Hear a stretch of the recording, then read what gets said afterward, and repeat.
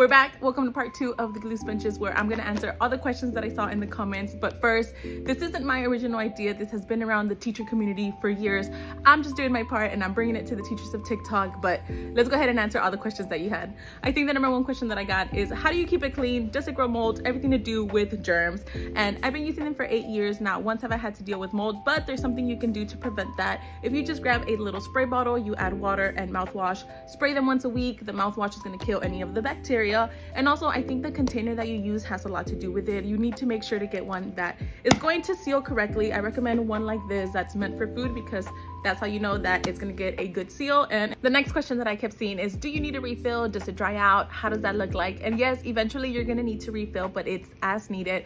Before you do that, the first thing that you want to do is flip the sponge over, because gravity pulls everything down. So once you flip it over, it's tacky again at the top and you're able to use it. If that doesn't work, then yes, you go and pour more glue inside. However, you don't have to do the whole bottle like when you first create the sponges. You just have to put enough to cover the top and it's going to soak it back up. Now, just because we have our glue sponges, that doesn't mean that we don't learn how to use our glue sticks and our glue bottles, because at the end of the day, certain activities are going to require a certain type of glue. If the paper's too big, obviously it's not going to fit in the sponge.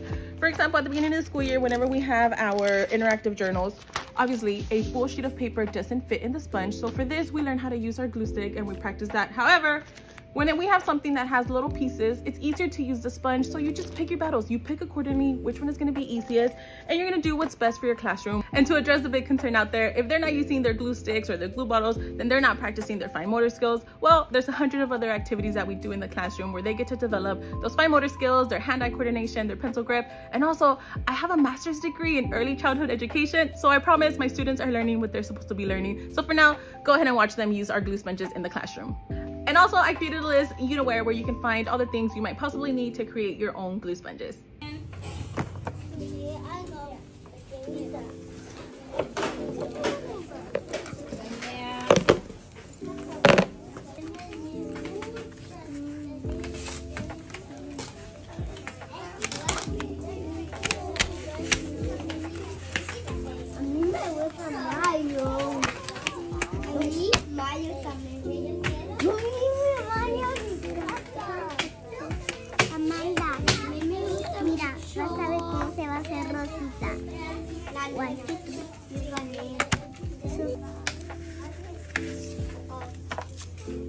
Yo tenía pequeños.